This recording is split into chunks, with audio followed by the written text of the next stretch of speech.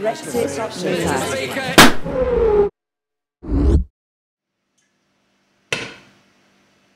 The EU and the UK have both started preparing for a no-deal scenario. But what does no deal actually mean? No deal to what? No deal for who? No deal what's next? The Brexit referendum was just the start. Since then, the UK and the EU have been talking exactly how to manage this divorce. This is covered by the withdrawal agreement that EU leaders agreed to in November. Theresa May needs to get the UK Parliament to agree to this as well. But when May saw that she would lose this vote, she dramatically called it off, and now it's rescheduled for January. Now there are three likely scenarios. First, Parliament accepts the current deal.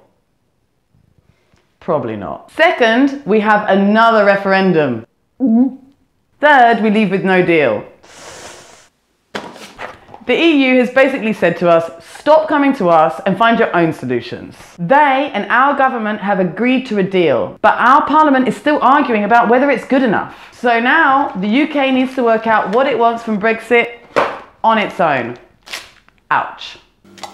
If the deal we have is finally rejected, no deal is the most likely outcome we have right now. No deal means that we have nothing arranged for when the UK leaves the EU at the end of March. That means that EU laws will stop applying to the UK immediately. Bam, that's the cliff edge. Without a transition period, how do businesses keep trading? What happens to EU citizens' rights in the UK and Brits' rights abroad? And how will we manage international security?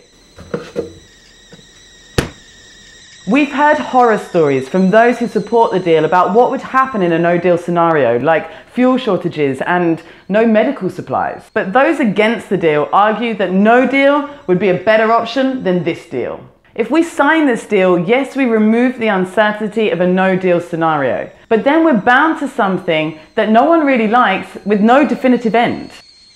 You see, if we enter this deal, we start to agree to the actual terms of what life will look like after Brexit. But if we don't like the agreement on how we start discussions, the likelihood of these discussions themselves going smoothly is slim. So the worry is that we would be stuck in withdrawal limbo for years with no way out because we need the EU member states to agree to let us go. The UK would be indefinitely tied to EU decisions, but with no input. So while Brexit was supposed to be all about independence, we'd be more the EU's bitch than ever.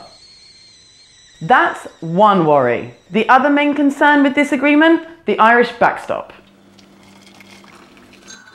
As part of the UK, Northern Ireland will be leaving the EU, but the Republic of Ireland is an EU member state. If the UK and the EU can't agree to terms on customs by the end of the transition period in December 2020, it makes sense that a hard border would have to exist between the Republic of Ireland and Northern Ireland. But people insist that a hard border would threaten peace, and that we must avoid it at all costs. The Irish Backstop is an emergency measure that ensures that the hard border will never exist. But while we work out what to do with customs, the EU says that Northern Ireland should stay in the single market in order to ensure that Ireland remains border-free. This means that Northern Ireland will be separate from the UK in some things, and there's no time limit saying how long that would definitely be for. This is unthinkable for any unionist, particularly the Democratic Unionist Party of Northern Ireland, which currently props up May's government. The DUP is threatening to withdraw its support for May over this, robbing her of her majority in Parliament and bringing down the government. Mince pie, anyone?